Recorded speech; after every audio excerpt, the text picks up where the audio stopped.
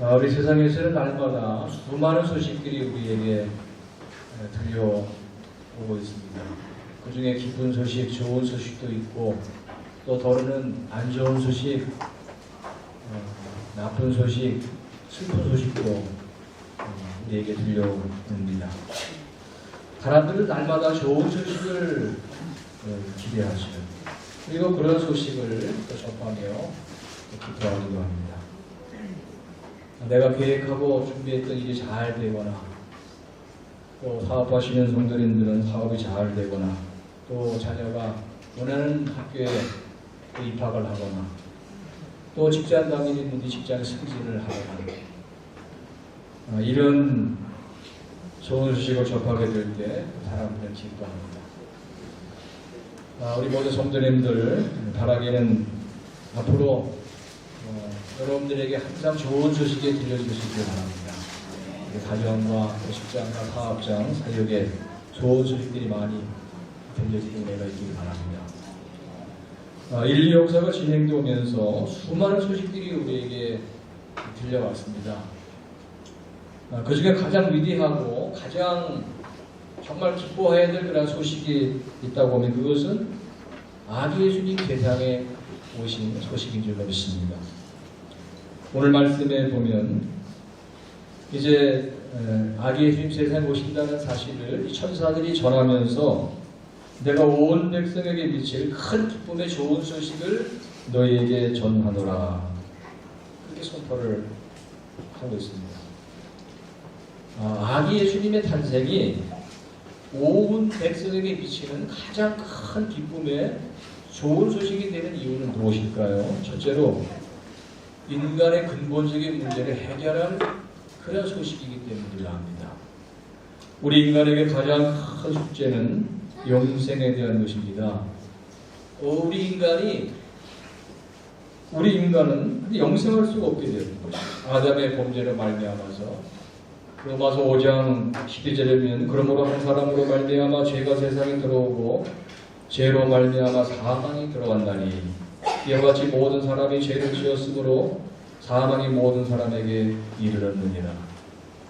아담이 범죄함을 통해서 모든 사람이 아담의 죄 유전자를 갖게 되면서 범죄하게 되었다는 것이죠.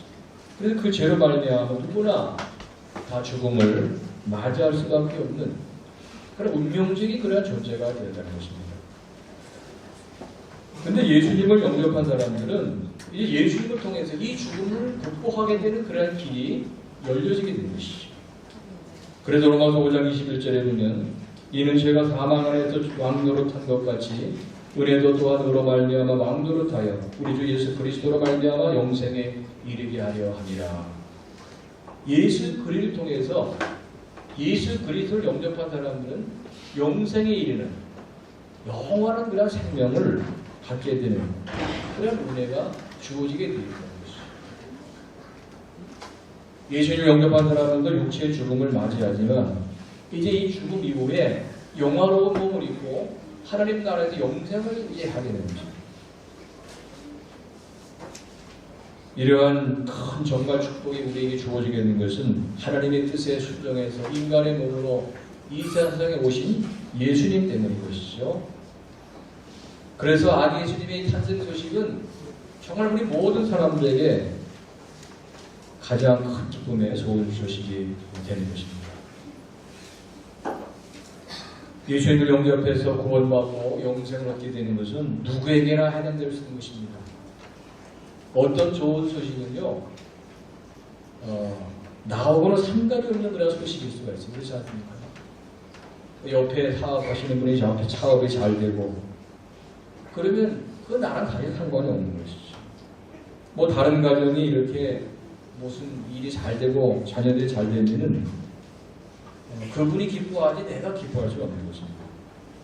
물론 이제 축하를 해줄 수가 있겠지만, 근데 여러분 아기 예수님의 탄생의 소식은 누구에게나 다 기쁨의 소식이 되는 것입니다. 누구에게나 다. 누구든지 예수님을 통해서 죄사함 받을 수 있는 것이고 영생을 얻게 될 수가 있는 것이기 때문에 또한 누구나 예수님을 영접하면 구원을 받는 것이므로 우리는 이제 서로 축복하며 우리 기뻐하는 그런 성탄절을 우리 또 맞이하도록 해야 될 줄로 압니다. 사람들이 이제 성탄절 되면 선물을 주고받으며 기뻐합니다. 여러분들 어떤 선물을 받으셨는지요? 선물을 주고받으면서 감사하고 기뻐합니다. 그러나 우리 믿는 사람들은 성탄의 진정한 의미를 알고 우리 기뻐하고 하나님 앞에 감사드려야 될 줄로 압니다. 성탄의 기쁜 소식을 통해서 정말 우리는 큰 복을 받은 사람이 된 것입니다. 아기 예수님의 탄생을 다시금 우리 축하드리면서 진정으로 하나님 앞에 감사 예배를 또 드리도록 해야 될 줄로 압니다. 메리 크리스마스라는 그런 말을 이제 우리가 하잖아요. 메리 크리스마스. 우리 한번 서로에게 우리 한번 인사하십시다. 메리 크리스마스. 왜 봅니까? 메리 크리스마스.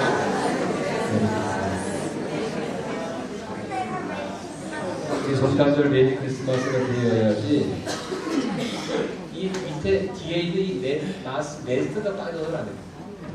근데 요즘의 성탄절은 이 메리 크리스마스가 아니라 그냥 메리만 남아있는, 아니야 메리 그리스도까지만 남아있는 그런 성탄절이 점점 되고 있는 것이 아닌가 생각을 합니다.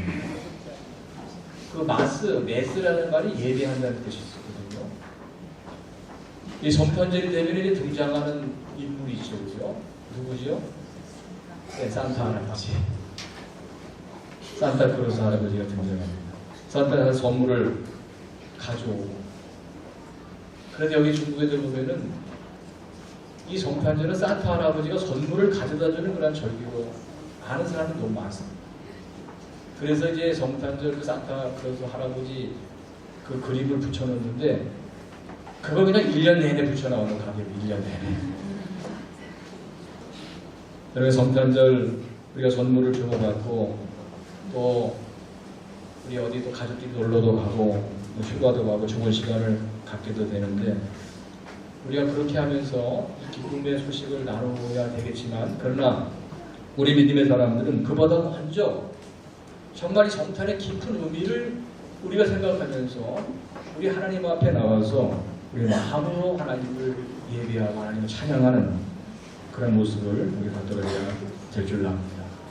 그래서 2019년도 우리가 성탄 예배를 또 이렇게 드리는데 정말 이 예배는 우리가 기뻐하는 마음으로 정말 강건한 그런 마음을 가지고 또 우리 예배를 드리도록 해야 될 줄 압니다.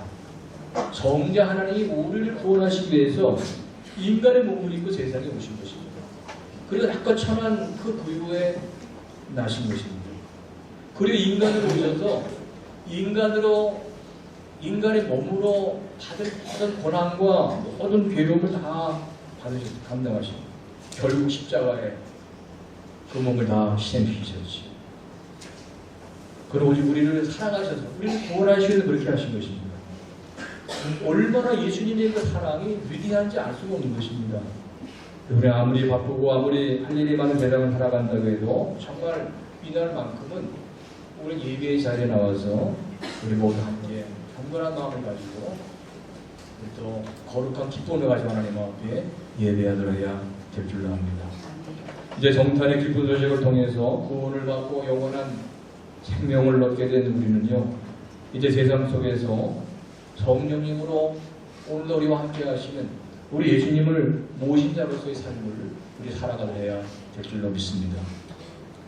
예수님이 탄생하시기 전에 700년 전에 이사야 선지를 통해서 예수님의 탄생이 예언되었죠.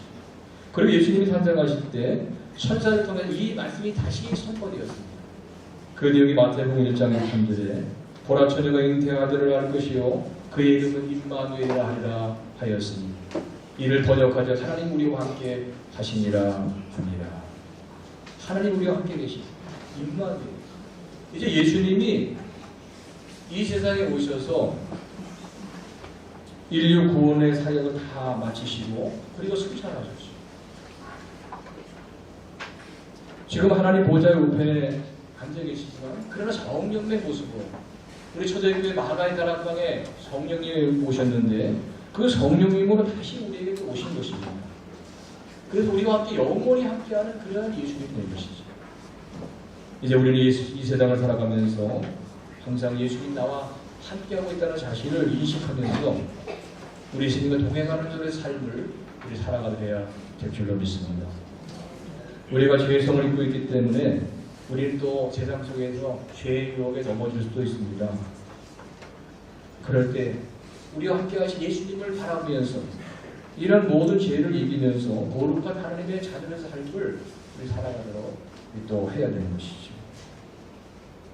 그런 데에서 우리 누가복음 2장 13절 14절에는 허리는 수많은 천군이 천사들과 함께 하나님을 찬송하려되 지극히 높은 곳에 하나님께 영광이요 땅에서는 하나님 기뻐하신 사람들 중에 평화라도 하니라.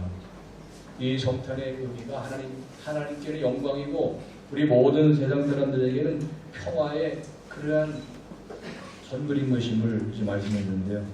우리는 먼저 하나님과 화평하는 그러한 삶을 살기 위해서 이러한 선물을 받은 자로 삶을 살기 위해서 우리 죄를 버리고 예수님 모신 자로서 거룩한 삶을 우리 아름답게 하나님 자녀로서 합당한 삶을 우리 추구해 가도록 우리 해야 되는 것입니다.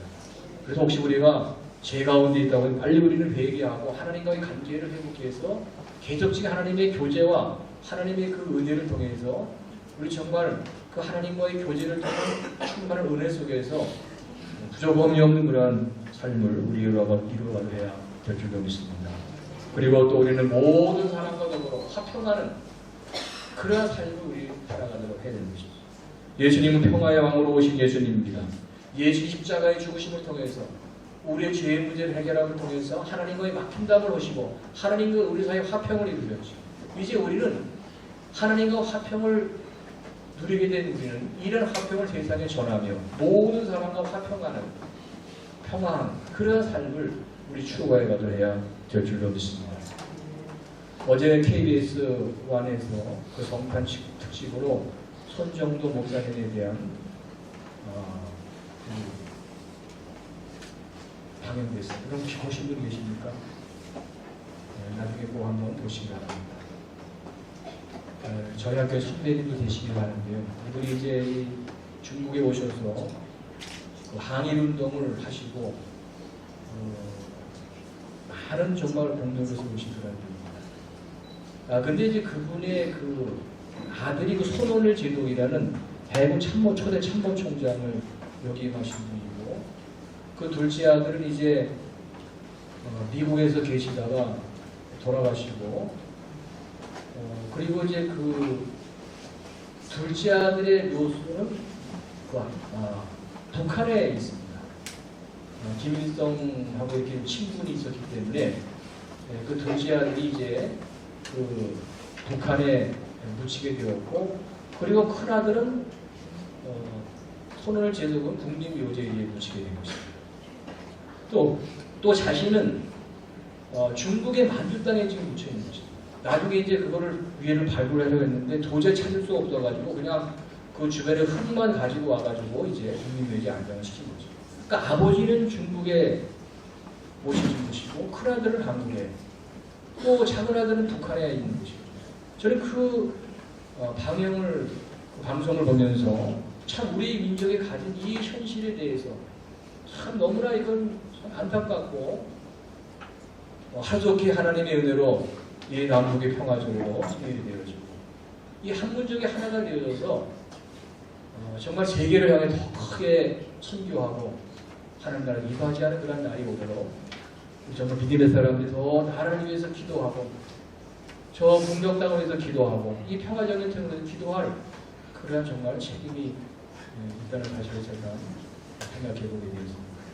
그래서 여러분 우리는 평화의 왕으로 오신 예수님 모신 자로서 이제 내 주변에서부터 이 평화의 삶을 실현나가도록 해야 됩니다. 우리 가족 간에 모두 평화하고 화평하고 부모와 자녀 간에 부부 간에부터 화평하고 그리고 우리 교우들 간에도 화평하고 또 여러분 사업장에서 여러분 부모들 같이 화평하고 또 교민사에 화평하고 서로 화평하고 화목을 도모해 나가는 그런 평화의 그러한 사도의 사명을 우리 감정에 나가야 될 줄로 믿습니다. 예수님을 모신 자의 삶은 또 모든 환경에서 승리하는 그런 삶을 가능하게 한다는 사실을 항상 우리 잊지 않도록 해야 되는 것이죠.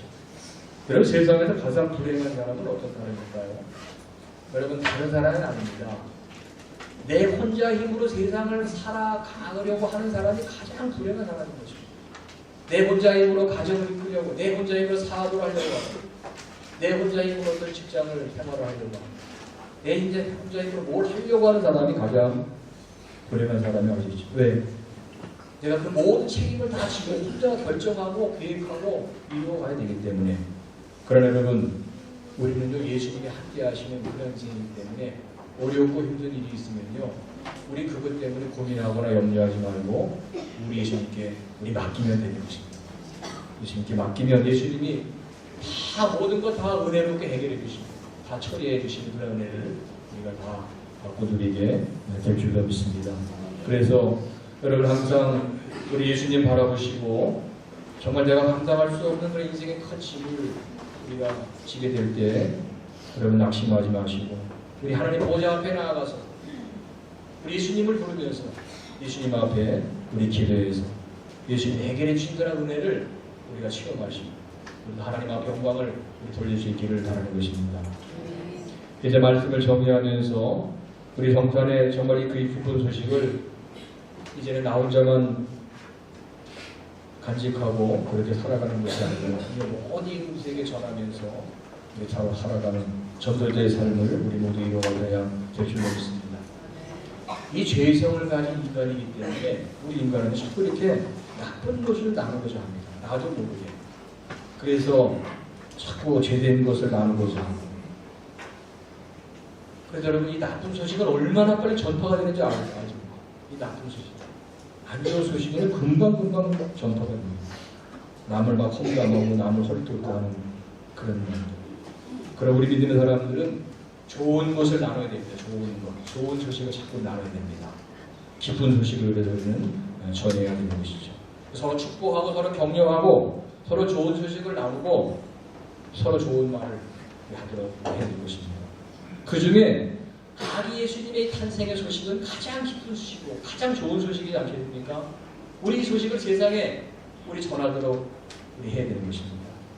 그래서 모든 사람들과 구원받고 영생을 얻고 우리 좋은 소식을 앞으로 계속 전하며 우리 전도자의 우리 아름다운 삶을 살아가시는 우리 성도님들 다 될 수 있기를 바라는 것입니다.